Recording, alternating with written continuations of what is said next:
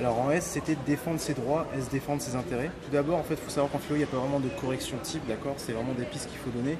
Mais en gros, il fallait voir peut-être la tension qu'il y avait entre les droits, qui correspondent à une société en général, et à des intérêts qui sont plutôt personnels. Il y a une tension entre les deux, en fait. Et en quel sens est-ce que les droits d'une société peuvent correspondre à mes intérêts? Parfois, il y a une contradiction entre les deux. Parfois, je peux avoir des intérêts qui vont à l'encontre de ces droits-là.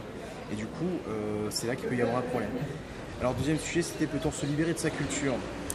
En fait, se libérer de sa culture, qu'est-ce que ça veut dire? Ça veut dire la quitter, ça veut dire embrasser notre culture, ça veut dire s'ouvrir. Enfin voilà, est-ce qu'il y avait des pistes? Il y avait effectivement une piste à voir, enfin qu'on aurait pu voir éventuellement. C'est un type qui s'appelle Claude Lévi-Strauss et qui disait que on va dire la maladie la plus répandue qui existe dans la culture, c'est le fait d'être ethnocentriste. C'est-à-dire le fait de croire que la culture à laquelle on appartient est la meilleure. C'est normal parce qu'en fait vous grandissez dans une culture qui vous donne des valeurs que vous pensez être les meilleures, tout simplement. Donc voilà, il fallait voir. Encore une fois, ça reste vraiment très relatif, hein, mais peut-être voir le fait que d'un côté, on grandit dans une culture avec des valeurs que l'on pense être les meilleures, mais aussi avec la possibilité de se libérer de cela, c'est-à-dire de sortir de sa culture sans forcément la renier. Voilà, donc ça c'était pour la filière scientifique. Alors en littéraire, suffit-il d'observer pour connaître? Alors, encore une fois, c'est pas une correction ou quoi, mais effectivement, parfois l'observation reste sur la surface et ne va pas à l'essentiel, ne va pas plus loin. Et du coup, est-ce qu'on connaît réellement ce qu'on observe? Alors, il ne s'agit pas forcément de dire que l'on va se fier aux apparences, c'est un autre sujet encore une fois, mais peut-être, voilà, est-ce que les premières impressions sont les bonnes? Est-ce qu'on peut se fier aux premières impressions? Et s'il y avait peut-être une piste à dégager, ça serait peut-être Claude Bernard, qui a écrit en fait un texte dans Introduction à l'étude de la médecine expérimentale. Il a parlé de la différence entre l'observation et l'expérimentation. L'observation, c'est quand on regarde tout simplement. L'expérimentation, c'est lorsque l'on est acteur du changement qui se passe. Et en fait, ce qu'il raconte, c'est que on devrait être observateur de ce que l'on expérimente, tout simplement. Je ne sais pas si ça fait sens ce que je dis. Deuxième sujet, toujours en littéraire, tout ce que j'ai le droit de faire est-il juste? Alors, ça c'est intéressant dans la mesure où là il y a une tension entre le droit qui correspond au juridique, enfin ça correspond à un état, quelque chose d'objectif, et la justice. Est-ce qu'il n'y a pas une tension entre d'un côté ce que l'état donne comme droit et la justice qui serait peut-être d'ordre moral? Pour parler d'un exemple très simple, c'est un peu la tarte à la crème, mais il y a certains pays où c'est tout à fait normal, c'est un droit de lapider des femmes parce qu'on les suspecte d'adultère. C'est un droit. Est-ce que c'est juste? Non. Du coup, la justice, est-ce que ça ne serait pas une sorte de critère moral qui dépasserait les simples droits des pays, quoi, tout simplement? Parce que voilà, il y a des pays où... Pour prendre un autre exemple encore, j'aime bien prendre cet exemple avec les élèves parce que ça les choque un peu, ça les provoque un petit peu. Aux États-Unis, par exemple, un Afro-Américain n'avait pas le droit de s'asseoir n'importe où dans le bus, il n'avait pas le droit d'aller n'importe où dans la société parce qu'il y avait une discrimination raciale. Donc il n'avait pas de droit, quoi. Mais est-ce que c'était juste? Non. En fait, la justice dépasse le simple cadre juridique d'une société, d'un pays donné, quoi. Et effectivement, on peut très bien avoir des droits sans que ce soit juste. Ça, c'est clair et net. Donc voilà, peut-être voir la tension entre les deux. Alors en ES, là pour le coup, en filière ES, j'ai trouvé que c'était pour moi vraiment le plus intéressant. Parce qu'en fait, en général, en ES, ça tombe souvent sur la culture, la société, les droits, etc. Et là, il y a eu comme premier sujet en ES, la raison peut-elle rendre raison de tout? Alors pareil, pas de corriger, mais peut-être une tension sur le fait que la raison, est-ce que finalement elle rend raison de tout, quoi. Rendre raison, qu'est-ce que c'est? C'est le fait d'expliquer, c'est le fait de donner une explication. En fait, il aurait fallu voir peut-être que tout ne s'explique pas par la raison. Il peut y avoir l'émotion qui rentre en jeu, il peut y avoir, c'est pas la magie, j'en sais rien, mais en fait, montrer que d'un côté, ça peut être soit un pléonasme, soit une contradiction. C'est-à-dire que si la raison rend raison, bah oui, forcément, c'est la raison.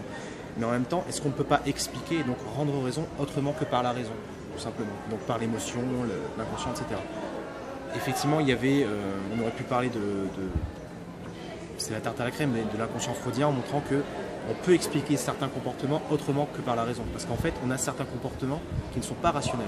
Vous voyez, on fait certaines choses qui ne sont pas rationnelles. Donc, voilà, montrer que voilà, d'un côté, il y a une contradiction certes, mais la raison ne rend pas raison de tout. En fait, il y a plusieurs raisons, avec un S si je peux m'exprimer ainsi. Deuxième sujet, une œuvre d'art est-elle nécessairement belle? Alors c'est un sujet assez classique sur le lien entre l'art et la beauté, dans la mesure où pendant, alors je vais faire très simple, hein, je ne vais pas faire une leçon ou quoi, mais pendant très longtemps, on a cru que l'art, c'était la belle représentation de choses. D'accord? Donc l'art, c'était forcément la représentation de la beauté. En fait, il y a eu une crise de l'art, on va dire fin 19e, début 20e, il y a une crise de l'art dans la mesure où il ne s'agissait plus de montrer la beauté, mais de montrer peut-être la laideur, de montrer autre chose que la beauté. Et effectivement, il y a des artistes qui ont été extrêmement polémistes là-dessus, et qui au lieu de montrer simplement de belles choses, ont fait des choses qui étaient vraiment particulières. Et du coup, en fait, l'art, il ne s'agit pas tant de montrer la beauté que de faire passer un message, de transmettre un message. Pour prendre un exemple tout bête qui va peut-être marquer, parce que je suis assez provocateur dans mes exemples, il y a un type qui s'appelle Piero Manzoni, et qui est un artiste qui a, alors je vais le dire de façon très comme ça vient, qui pendant un mois a mis ses excréments dans des boîtes de conserve qu'il a vendues à prix d'or. Et il a appelé ça Merda d'Artista. C'est pas une blague, vous pouvez vérifier, il n'y a aucun souci.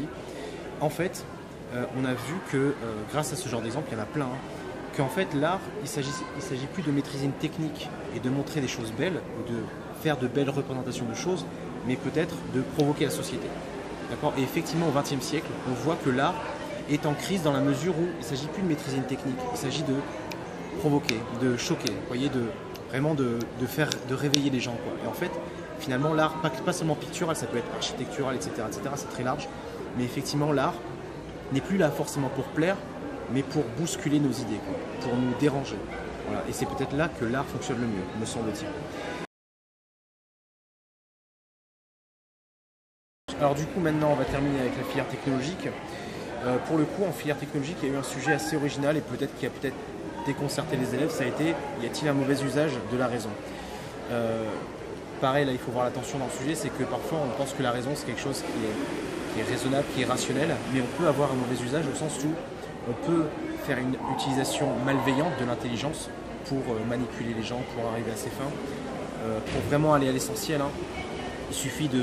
On a étudié cette année un cas de perversion narcissique avec les élèves. Je ne sais pas si vous connaissez, c'est un spot publicitaire qui est passé sur internet qui montre en fait, c'est un spot de 15 minutes pour dénoncer la perversion narcissique. Et en fait, la perversion narcissique, c'est une personne qui est extrêmement intelligente mais qui en fait écrase les autres pour se sentir bien, mais qui est d'une intelligence incroyable, quoi. Mais du coup, un pervers narcissique est un manipulateur on n'arrive pas à le détecter comme ça, vous voyez. Et peut-être on aurait pu donner cet exemple-là en disant que voilà, il peut y avoir un mauvais usage de la raison, c'est-à-dire un usage déraisonnable de la raison, dans la mesure où on va faire du mal aux gens pour arriver à ses propres fins. Voilà.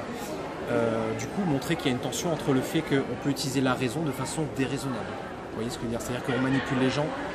On parlait de perversion narcissique, mais pour prendre des exemples très concrets, un jeune homme qui manipule une jeune femme, voilà, est-ce que c'est pas de la manipulation aussi? Est-ce que c'est pas un mauvais usage de la raison? En sachant qu'effectivement, il y a aussi une part d'émotion qui est utilisée là-dedans. Voilà. Deuxième sujet, pour trouver le bonheur, faut-il le rechercher? Alors là, c'est assez intéressant dans la mesure où c'est assez classique. Le bonheur, c'est vraiment quelque chose qu'on a vu en début de cours avec les élèves. Salut. Et donc c'est vraiment un sujet important. En fait, il y a une tension intéressante entre le fait de rechercher et le fait de trouver. Souvent, en fait, la recherche, c'est un processus. Le fait de trouver, c'est un acte, c'est une action, quoi. Est-ce que la question qu'on se pose ici, c'est de savoir si le bonheur, le fait d'être bien, le fait d'être satisfait dans sa vie, c'est quelque chose qui se recherche? Non, parce qu'en fait, parfois on trouve le bonheur sans le rechercher et parfois on le recherche sans le trouver. Donc il fallait montrer cette tension entre le fait que parfois on recherche un bonheur qu'on ne trouve pas, mais justement, est-ce que c'est pas parce qu'on le recherche qu'on ne le trouve pas? Vous voyez ce que je veux dire? Et parfois, on trouve un bonheur sans le rechercher. Et est-ce que justement, on ne trouve pas le bonheur parce qu'on ne l'a pas recherché? Voilà. Et donc le bonheur, ça peut être à peu près tout. Mais disons que, on va dire que c'est un état de satisfaction globale. On est assez content de sa vie, on est assez satisfait de ce que l'on a. Et c'est important en fait de montrer qu'il y a une tension entre cette recherche active qui parfois ne nous mène pas au bonheur. Pour prendre un exemple tout bête, je ne sais pas si c'est un exemple qui me vient comme ça. Il y a une série qui est assez sympathique qui s'appelle How I Met Your Mother. C'est l'histoire d'un type en fait qui s'appelle Ted Mosby et qui recherche en fait la femme de sa vie. Mais en fait, c'est parce qu'il la recherche qu'il ne la trouve pas. Parce qu'il est tellement en train de rechercher que, vous voyez ce que je veux dire, il ne la trouve pas, quoi. Et c'est au moment où il arrête de la rechercher qu'il la trouve. Alors je dis pas qu'il fallait forcément parler de ça dans la copie, c'est pas ça. Mais peut-être montrer que parfois, il vaut mieux laisser un petit peu les choses se faire et apprécier les choses qui viennent. Voilà. Et du coup, pour être heureux, est-ce que c'est quelque chose qui se recherche? quelque chose qui se trouve plutôt. Enfin, voilà. Alors la série en question, je ne pense pas qu'on puisse en parler dans une copie, mais peut-être abstraire cet exemple en disant que lorsque tu recherches activement l'amour de ta vie, parfois tu ne le trouves pas et c'est peut-être en ne le recherchant pas que tu vas le trouver. Bref, voilà, c'était une petite digression. Les sujets en fait, dans leur globalité, étaient assez classiques, mais on les a distribués de façon originale, dans la mesure où par exemple le sujet d'esthétique, on l'a donné au ES, alors que normalement, on aurait plutôt dû le donner au littéraire. Et là du coup on a donné ça au ES. Et pareil, les littéraires ils ont eu un sujet épistémologique, donc scientifique, alors que c'est plutôt pour les scientifiques. Du coup c'est assez intéressant ce mélange de dire voilà, un sujet classique pour les littéraires, on va le donner à une autre classe, un sujet classique pour une autre classe, on le donne au littéraire. Donc la distribution était originale. Pour ma part je suis assez content des sujets. Les élèves globalement ont été plutôt satisfaits me semble-t-il. Et voilà, des sujets pas trop classiques, pas trop originaux, mais voilà, un juste milieu assez intéressant.